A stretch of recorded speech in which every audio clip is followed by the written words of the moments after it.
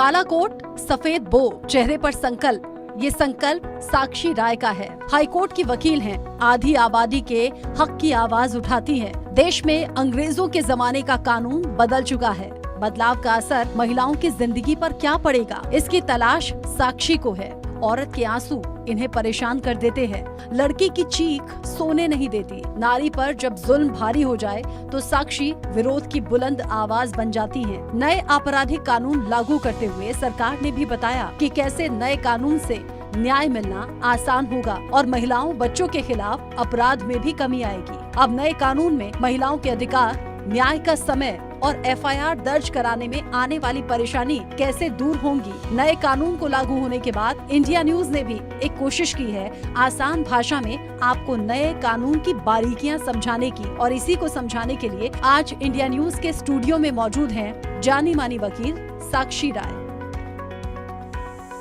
हम महिलाएं के आज के एपिसोड में आप सभी का बहुत स्वागत है। आपके साथ मैं रचना बंसल। हम महिलाएं इस शो के जरिए हम महिलाओं की बातें करते हैं। आज महिला के अधिकारों की बात होगी, क्योंकि देश में 3 नए आपराधिक कानून लागू हुए हैं। आईपीसी पूरी तरह से खत्म हो गई है, बीएनएस लागू हो चुका है। तो महिलाओं की जिंदगी में क्या चेंजेस आएंगे, आपराधिक कानून में क्या महिलाओं के लिए कुछ इजी ऐसे प्रावधान हैं जिससे उन्हें न्याय मिलना आसान होगा, क्योंकि सरकार पूरी तरह से कह रही है हमने न्याय पर फोकस किया है। इसको बारीकी से समझने के लिए मेरे साथ में हाईकोर्ट की जानी मानी वकील हैं साक्षी राय मेरे साथ में हैं।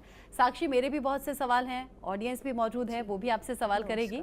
और सबसे पहले मैं ये पूछना चाहूंगी, क्योंकि बतौर न्यूज रीडर हमने बताया दर्शकों को कि आईपीसी खत्म हो गई है, बीएनएस अब पूरी तरह से लागू, और जिसमें भारतीय दंड संहिता को बदलकर भारतीय न्याय संहिता यानी कि न्याय पर पूरी तरह से फोकस है। महिलाओं को इंसाफ मिलना अब इजी होगा क्या क्रिमिनल केसेस में, और क्या कुछ चेंजेस आप देख रही हैं महिलाओं के फेवर में?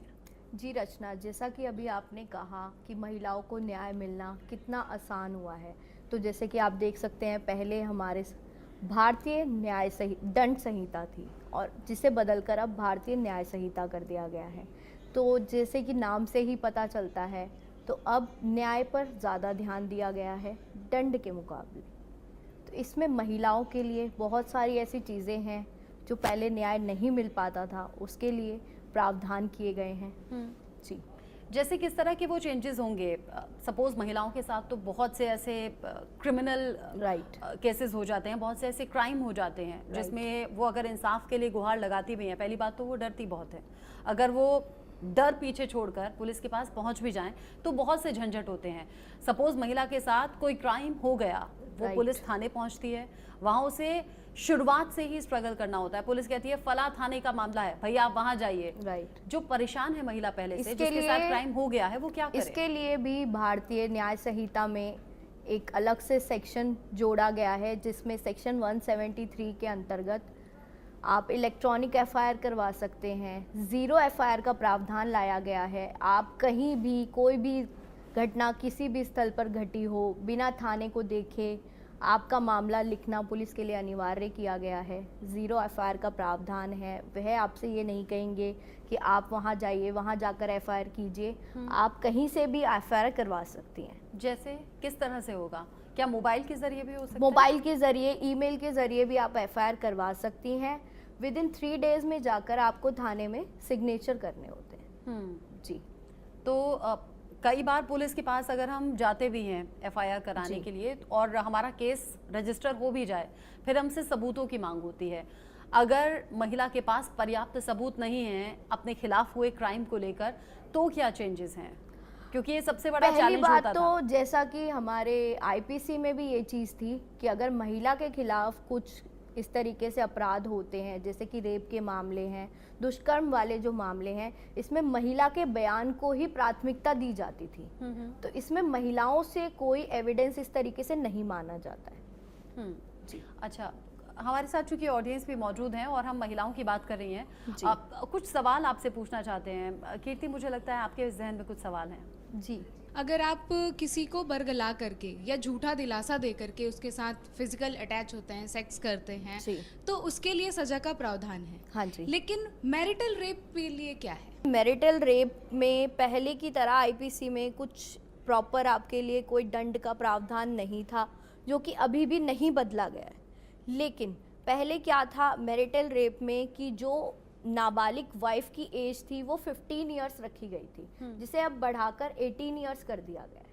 तो अगर 18 इयर्स से कम की कोई महिला है, वाइफ है, तो भी अगर हस्बैंड फोर्सफुली सेक्स करते हैं तो उसके लिए सजा का प्रावधान किया लेकिन गया है। साक्षी, यहाँ मेरा सवाल यह है कि आज के ज़माने में ऐसे ना के बराबर केसेस हैं जहाँ 18 से पहले शादी हो जाए। ये तो बहुत पुराने ज़माने में अगर हम देखें तो तब होता था, आजकल तो ऐसा होता ही नहीं है। पहले फीमेल्स पहले तो बालिग होती हैं, फिर अपने करियर पर फोकस करती हैं, तब उनकी शादी होती है। तो ये जो प्रावधान है वो तो किसी काम ही नहीं आएगा, लागू नहीं होगा। बहुत रेयर केसेस में ऐसा होगा कि 18 से कम एज है तो ये कानून लागू होगा, तो ये क्राइम माना जाएगा। जी, बाकी देखिए सजा का प्रावधान है और भी जैसे धाराएं हैं। अगर फोर्सफुली कोई चीज़ इस तरीके से होती है तो वो उसे कंप्लेंट कर सकती हैं, लेकिन उसे मैरिटल रेप के पार्ट पर लाना बहुत ही डिफिकल्ट था, जो कि अभी नहीं हो पाया है।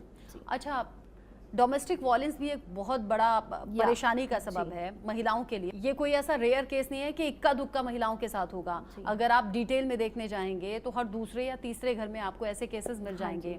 वहाँ किसी तरह के कोई चेंजेस हैं क्या? नहीं, अभी डोमेस्टिक वायलेंस के केस में इस तरीके से कोई चेंजेस नहीं किए गए हैं, कोई बदलाव नहीं लाए गए हैं। पहले भी जो आईपीसी में प्रावधान दिए गए थे उसी पे आगे कंटिन्यू किया गया। अच्छा, शो शुरू होने से पहले जब हम बात कर रहे थे नए कानूनों को लेकर, तो ये जितने भी बच्चे यहाँ पर बैठे हुए हैं, जो लड़कियाँ खास तौर पर बैठी हुई हैं, उनके जहन में सवाल था और उनके जहन में श्रद्धा और आफताब का केस था।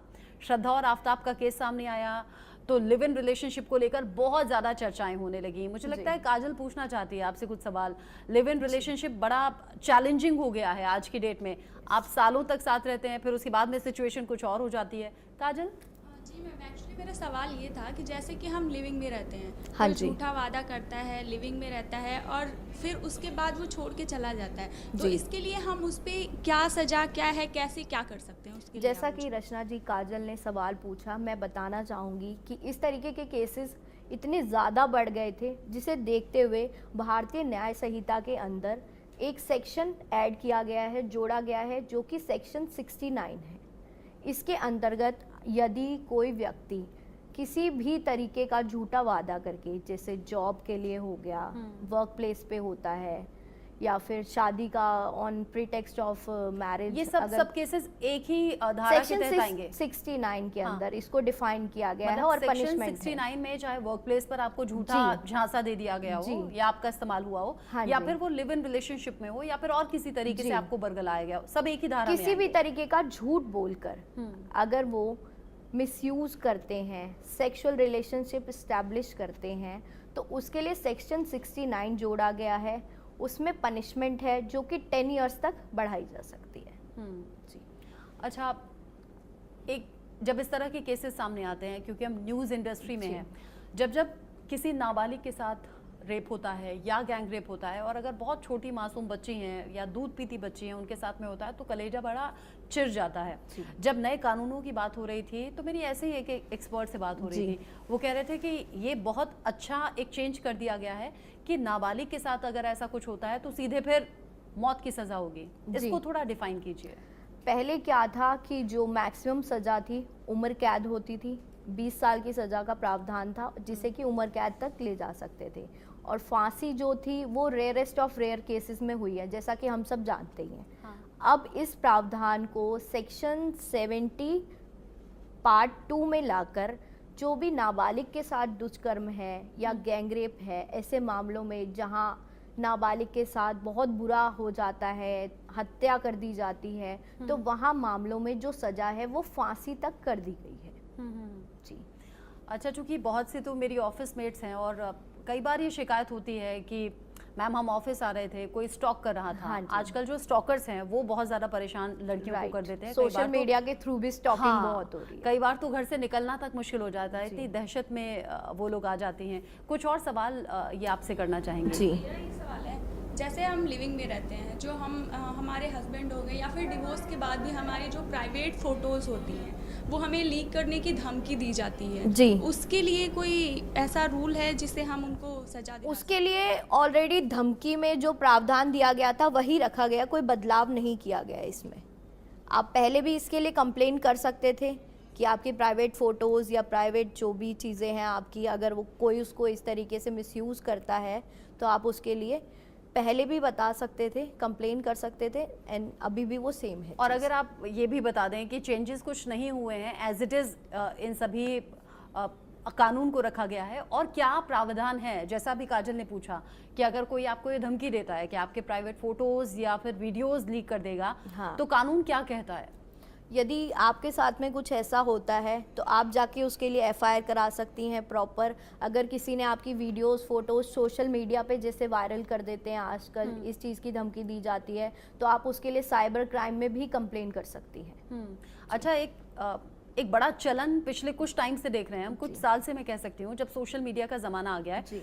सोशल मीडिया पर ये बहुत देखा जाता है कि आपको वीडियो कॉल आता है, आप गलती से उस कॉल को पिक कर लेते हैं जी। सामने वाला कुछ पॉर्न साइट या फिर खुद ऐसा कुछ करने लगता है जो आपत्तिजनक हो, उसमें आप चूंकि आ जाते हैं वीडियो कॉल में, आपका चेहरा आ जाता है, फिर आपको ब्लैकमेल करना शुरू कर देते हैं।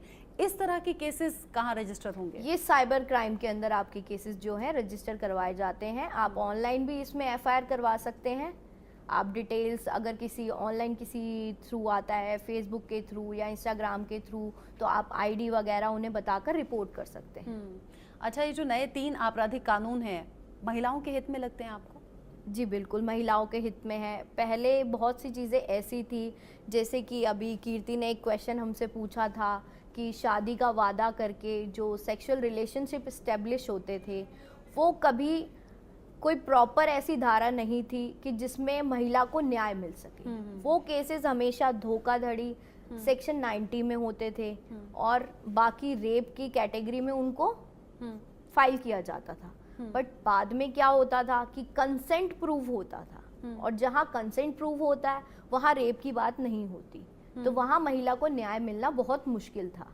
लेकिन यहाँ सेक्शन 69 को जोड़ने से, इस चीज़ को लाने से सरकार ने हमारी इतनी अच्छी चीज़ एक लाए हैं, इतना अच्छा उन्होंने महिलाओं के लिए किया है कि यहाँ महिलाएं अगर कोई भी इस तरीके का वादा है, कुछ भी है, वो जाकर कंप्लेन कर सकती हैं और उस व्यक्ति को सज़ा दिलवा सकती हैं। अच्छा, एक तो होता है महिलाएं बहुत हिम्मत करके केस रजिस्टर कराती हैं, वो पुलिस थाने पहुंचती हैं, बड़ी हिम्मत का काम होता है, या फिर कोर्ट तक जाती हैं। फिर आगे एक सबसे बड़ी परेशानी ये रहती थी कि महिलाएं सोचती थी हिम्मत तो कर ली है, अब न जाने कितने साल कोर्ट और थानों के चक्कर लगाने पड़ेंगे। उसको लेकर भी एक बड़ा और अच्छा चेंज हुआ है। जी, स्पीडी ट्रायल पे ध्यान दिया गया है। जैसे कि पहले केसेस में इन्वेस्टिगेशंस ख़त्म नहीं होती थी, सालों साल इन्वेस्टिगेशंस चलती थी, जांच चलती रहती थी, न्याय का कुछ पता नहीं होता था। अब क्या है कि दुष्कर्म के मामलों में इन्वेस्टिगेशन के लिए 2 मंथ्स का टाइम रखा गया है। With in 2 months investigation complete होनी चाहिए। साथ ही साथ कितनी थी? कोई टाइम लिमिट नहीं थी पहले। इस तरीके से कोई प्रिस्क्राइब टाइम लिमिट नहीं थी पहले। और अभी जी, अब इसको 2 महीने का समय दिया गया है। इसके भीतर जो भी जांच है वो हो जाएगी, और उसके बाद में जो ट्रायल चलेगा वो भी स्पीडी ट्रायल का प्रावधान रखा गया है। कुछ और भी सवाल हैं? जैसे कि रेप केस होता है, तो रेप केस में बहुत बार जो लड़कियां होती है वो प्रेग्नेंट हो जाती हैं, और जहाँ तक हमें पता है कि अबॉर्शन इंडिया में इलीगल है, तो वो उन लड़कियों के लिए एक बहुत ज़्यादा ट्रॉमेटिक इवेंट होता है जिसको वो याद नहीं करना चाहती बार बार, बट एक वो बच्चा एक उनके लिए वो मेमोरी बन जाता है। तो आप उसमें कुछ केस, इसके लिए सुप्रीम कोर्ट की पहले भी काफ़ी जजमेंट्स आई हैं, जिसमें सुप्रीम कोर्ट ने ये कहा है कि डॉक्टर्स के प्रिस्क्रिप्शन पे अगर जो लेडी है या जो महिला है उनकी हेल्थ अगर ठीक है, वो उस अबॉर्शन को झेल सकती हैं। तो उसी के लिए 4 वीक्स तक का टाइम जो कि दिया गया था अबॉर्शन की। कई बार तो अंडर एज भी लड़कियां हैं जो रेप का शिकार हुई हैं। लेकिन उसमें क्या है कि उस महिला की हेल्थ का भी ध्यान रखा। यानी अलग अलग केसेस पर डिपेंड करता है, डिपेंड्स ऑन द केसेस। कीर्ति एक सवाल करना चाहती हैं। मैम, मैं ये पूछ रही थी, जैसे कि ये जो न्याय संहिता आया है, इसमें न्याय दिलाने की बात होती है, टाइम ड्यूरेशन को कम कर दिया गया। जैसे सालों साल जो लग जाते थे इन्वेस्टिगेशन में, अब 2 महीने का टाइम दे दिया गया है। अगर इस बीच जो महिला है वो अपने आप को साबित नहीं कर पाती है, इन्वेस्टिगेशन पूरी तरह से सही नहीं हो पाता है, तो इसके लिए क्या प्रावधान है? क्या ये ड्यूरेशन जो है उसको बढ़ाया जा सकता है? कीर्ति जी, जैसा कि मैंने बताया कि महिला को रेप के केस में साबित नहीं करना होता है, उनका बयान ही जो होता है उसी को मान्य रखा जाता है। साबित करना, बर्डन ऑफ प्रूफ जो होता है एक पुरुष के ऊपर होता है। यदि जैसा कि रचना जी ने पूछा कि बहुत से झूठे रेप के केस हैं, तो उसमें बर्डन ऑफ प्रूफ जो है वो पुरुष के ऊपर है। उन्हें साबित करना है कि यदि उन्हें झूठा फंसाया गया है या जो भी चीज है। यानी आप इस कह रही हैं तरीके कि से। अगर किसी ने किसी पर रेप का आरोप लगाया है तो वहाँ क्योंकि महिला को भारत proof नहीं में क्या करना। है ना रचना जी कि महिला की डिग्निटी को बहुत ध्यान में रखा जाता है। और ऐसा नहीं माना जाता कि एक महिला जल्दी से अपने ऊपर अपनी इज्जत पर सवाल उठाती हैं या वो इस तरीके से केसेस करती यानी हैं। आप कह रही हैं कि अगर महिला ने किसी पर रेप का आरोप जी, लगाया तो महिला महिला का को बयान, प्रूव नहीं करना महिला है। का बयान, महिला की मेडिकल रिपोर्ट, हाँ, ये दैट सफिशिएंट इज है। सफिशिएंट। यानी सामने पुरुष जो है उसे ये साबित करना ये है कि burden उसने of ऐसा proof किया है है। या नहीं किया। जी जी लेकिन मैम मेरा सवाल ये था, जैसे कि इन्होंने सवाल किया था कि अगर वो रेपिस्ट कहीं चला जाता है हाँ और जी। उस टाइम ड्यूरेशन के अंडर वो इन्वेस्टिगेशंस पूरी नहीं हो पाती हैं, उसके लिए क्या प्रावधान है? अगर इन्वेस्टिगेशन में है कोई केस ऑलरेडी, तो वैसे तो केसेस के अंदर बाहर जाना अलाउ नहीं होता है, क्योंकि आपके पासपोर्ट्स एंड ऑल सारी चीज़ें जो हैं वो सबमिट हो जाती हैं। तो आपको कहीं जाना अलाउ नहीं होता है जब तक कि आप नॉन गिल्टी प्रूफ ना हो। और अगर वो नहीं पकड़े जाते हैं, जैसा कि आपका सवाल ये है, वो नहीं पकड़े जाते हैं और वो बाहर चले जाते हैं, तो उसके लिए उन लोगों के लिए भी सज़ा का प्रावधान किया गया है कानून में। उन लोगों को भी सज़ा से, ऐसा नहीं है कि वो यहाँ से भाग जाते हैं, चले जाते हैं तो उन्हें सज़ा नहीं मिलेगी। महिलाओं को अलग अलग तरीके से परेशान किया जाता है, ठीक उसके विपरीत पुरुष भी अलग अलग तरीके से परेशान होते हैं। ये सब हम बात कर ही रहे हैं। इस बीच मुझे याद आया, वर्क प्लेस पर कई बार जो फीमेल्स होती हैं उन्हें प्रेशराइज किया जाता है, परेशान किया जाता है ये कहकर कि अगर तुम कॉम्प्रोमाइज़ के लिए तैयार नहीं हो तो फिर या तो उनके अगेंस्ट कोई एक्शन हो जाता है या उन्हें एक्स्ट्रा प्रेशर उन पर डाल दिया जाता है, कह सकते हैं एक्सप्लॉइट किया जाता है। उसके लिए क्या है? पहली बात तो हमारी सरकार ने वर्क प्लेस पर लीगल कमेटीज़ बनाना अनिवार्य किया है। अगर किसी महिला के साथ ऐसा होता है तो वह आवाज़ उठा सकती हैं, वहाँ कंप्लेंट्स करें। अगर वहाँ भी नहीं होता है तो इसके खिलाफ एफआईआर कर सकती हैं। किसी पर्सन ने उन्हें इस तरीके से प्रताड़ित करा है, वहाँ भी सबूत चाहिए होंगे?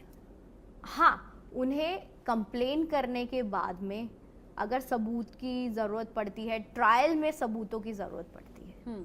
यानी आप कह रही हैं कि वर्क प्लेस पर दो तरह के केसेस जो हमने अभी बात की, एक वो केसेस जिसमें सामने महिला को ये प्रलोभन दे दिया गया कि भाई अगर तुम मेरे साथ आती हो तो तुम्हें ये फायदा मिलेगा। महिला बहकावे में आ गई, उसे वो फायदा भी नहीं मिला और उसका यूज भी हो गया। एक दूसरा केस ये है कि उसे प्रेशराइज किया जाए कि तुम ऐसा नहीं करोगी तो फिर अपना नुकसान झेलोगी। दोनों में सेम प्रोविजन है? सेम प्रोविजन है, दोनों में एक ही तरीके से कानून काम करेगा। और क्योंकि वो आपको, और यहाँ प्रूफ के तौर पर क्या कुछ दिया जा सकता है? क्या कुछ ऐसे मैसेजेस, कुछ ऐसे मैसेजेस हो गए, कॉल्स हो गए, किसी तरीके से कोई इंसान जो आपको बोल रहा है इस तरीके से करने के लिए कि आपको ये काम करना होगा, मेरे लिए ये चीज़ करनी होगी, नहीं तो आपको निकाल दिया जाएगा, आपको परेशान किया जा रहा है, तो वो आप एविडेंस के तौर पे रख सकती हैं। अच्छा, और ये जो लीगल कमेटी आपने बोला कि कंपनीज में अपनी लीगल कमेटी होती है, वो काम कैसे करती है? क्योंकि बहुत सी, मुझे लगता है ऐसी फीमेल्स हमें देख रही होंगी, सुन रही होंगी जो वर्किंग है, शायद ये परेशानी वो झेल रही होंगी। जी, तो हर कंपनी में एक लीगल कमेटी बनाई जाती है जहाँ पर महिलाओं के लिए या किसी भी तरीके से की कोई समस्या हो तो आप कंप्लेंट्स कर सकते हैं।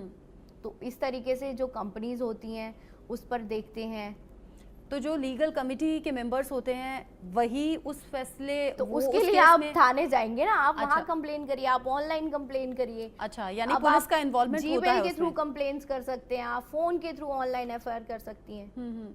यानी लीगल कमेटी पहले अपने आप से उस मामले का निपटारा करना चाहती होती है या यदि फिर वो आपको सीधा पुलिस वहाँ के भी पास न्याय जाती है? नहीं मिलता है, हाँ। आपको अच्छा, तो लगता है कि वहाँ भी हो सकता है कि वो उन्हें भी मैनिपुलेट कर सकते हैं, क्योंकि अगर कोई आपको लगता है एक पोजीशन होल्डर पर्सन है और वो उसको भी मैनिपुलेट कर देंगे, आपको नहीं न्याय मिलता है, आप परेशान हैं, आप पुलिस स्टेशन जा सकती हैं, आप जीमेल के थ्रू कंप्लेंट्स फाइल करिए, ऑनलाइन कंप्लेंट्स फाइल करिए, वुमेन्स कमीशन है। साक्षी, बहुत से सवाल मुझे लगता है यहाँ पर जो ऑडियंस में लोग मौजूद हैं उन्होंने पूछ लिए हैं आपसे। कुछ सवाल मेरे भी जहन में है जी, पूछिए। खासतौर से जब नए 3 आपराधिक कानूनों की बात हो रही है तो ये सीधे तौर पर कहा जा रहा है महिलाओं के लिए अच्छा है, बच्चों के लिए अच्छा है। महिलाओं और बच्चों के खिलाफ किसी भी तरह का कोई क्राइम होता है तो उनके सेहत से जुड़े, उनके इलाज से जुड़े भी कुछ चेंजेस हैं? इसके लिए भी नए कानून में, भारतीय न्याय संहिता में प्रावधान लाया गया है कि यदि किसी महिला, किसी बच्चे के साथ में कोई दुष्कर्म होता है, हाँ। तो सबसे पहले उन्हें जो है चिकित्सा प्रोवाइड करवाई जाएगी, उनको मेडिकल ट्रीटमेंट जो भी है वो प्रोवाइड कराया जाएगा। पहले उनकी हेल्थ का ध्यान रखा जाएगा और ये जो ट्रीटमेंट है पूरे भारत में किसी भी अस्पताल में फ्री ऑफ कॉस्ट कराया जाएगा। यानी आप कह रही हैं कि अगर किसी भी बच्चे या बच्ची के साथ या फिर महिला के साथ कोई क्राइम हो गया है जिसमें उन्हें चोट पहुंची है, हाँ जी। या सेहत को कुछ नुकसान हुआ है, तो पहली प्रायोरिटी ये होगी कि उन्हें उचित इलाज मिले। क्या ये सरकारी अस्पतालों में ही होगा? यह पूरे भारतवर्ष के किसी भी अस्पताल में आप जाती हैं, चाहे वह प्राइवेट हो या गवर्नमेंट हॉस्पिटल हो, कोई इस तरीके के केसेस लेने से मना नहीं करेगा। अच्छा जी। तो प्राइवेट हॉस्पिटल में तो पैसे देने होंगे शायद? नहीं, प्राइवेट हॉस्पिटल में भी मुफ्त चिकित्सा ही दी जाएगी। अच्छा, ओके। यानी इलाज भी होता रहेगा, कानून अपना काम भी करता रहेगा। कई बार सबूतों का अभाव होता है, तो ये जो मेडिकल रिपोर्ट रहेगी जिसमें इलाज की बात होगी। मेडिकल रिपोर्ट बहुत इंपॉर्टेंट होती है रेप के केसेस में, जैसा कि हम सभी जानते जब इस तरह के केसेस में इलाज होता है तो वो सब भी तो काउंट होता होगा ना कि शरीर के कौन से हिस्से में चोट है, हाँ, शरीर वो को क्या आपका नुकसान मेडिकल पहुंचा रिपोर्ट है। जो होती है ना, फर्स्ट आप जब एफआईआर कराते हैं, एफआईआर कराने के विद इन आवर्स में आपका मेडिकल कराया जाता है, तो उसके अंदर ये सारी चीज़ें जो भी डॉक्टर देखता है वो चीज़ें उसमें मेंशन करते हैं। अच्छा, चूंकि महिलाएं हैं, घर से बाहर निकल रही हैं, आजकल तो बच्चियां मुझे लगता है कॉलेज करते करते ही कमाने लगी हैं, इंडिपेंडेंट हो गई हैं। वो जब घर से निकलती हैं, चूंकि सोशल मीडिया का बहुत ज़माना है, सोशल मीडिया पर स्टॉकर्स मिल जाते हैं, कई बार आपको ट्रेस कर लेते हैं आप रास्ते में कहाँ आ जा रही हैं। अगर इन केस कोई लड़की परेशान हो गई है, कोई उसे लगातार स्टॉक कर रहा है रास्ते में, ऐसी परेशानी में वो कानून की मदद कैसे ले सकती है?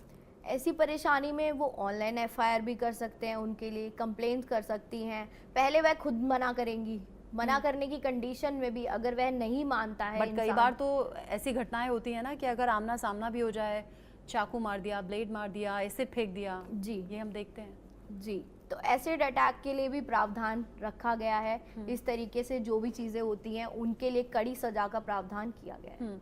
अच्छा, जब किसी को फॉलो कोई कर रहा है, कोई स्टॉकर है, हाथों में हम सभी के मोबाइल होते हैं और मुझे लगता है लड़कियों को जानना भी चाहिए, अगर उसी मोबाइल के जरिए कुछ फोटोग्राफ्स या कुछ ऐसे वीडियो बना लिए गए हैं जिसमें ये साबित हो जाए कि फला शख्स स्टॉक कर रहा है या गलत हरकत कर रहा है, गंदी हरकत कर रहा है, वो सबूत मान्य होगा?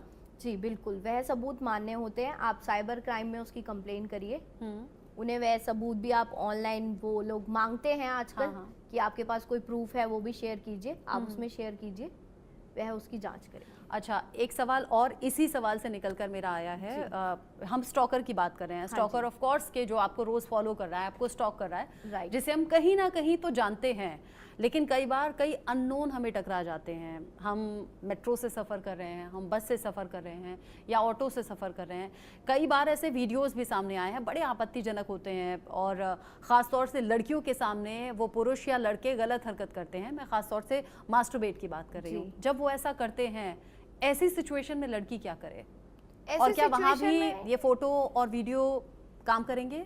बिल्कुल काम करते हैं। आजकल तो आप देख रहे हैं जैसे कि सोशल मीडिया का ज़माना है, इंस्टाग्राम पे भी अगर कोई इस तरीके की वीडियो वायरल होती है उस पर भी हमारी पुलिस एक्शन लेती है। तो बिल्कुल, अगर आपके पास किसी भी तरीके का कोई भी एविडेंस है, कोई भी प्रूफ है, तो आप उसको रिपोर्ट कर सकते हैं। आपकी बातों से इतना तो मुझे समझ आ गया कि फीमेल्स के साथ में, महिलाओं के साथ में किसी भी तरह से अगर आज की डेट में कोई क्राइम हो रहा है तो क्रिमिनल बचकर नहीं निकल सकता।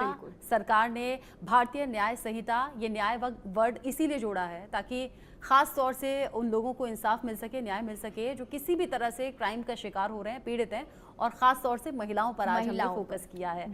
साक्षी, आप स्टूडियो में आई और आपने हमारी ऑडियंस के सवालों का जवाब भी दिया और इतनी बारीकी से और इतनी सिंपल लैंग्वेज में कानून को समझाया। आपका बहुत शुक्रिया। धन्यवाद।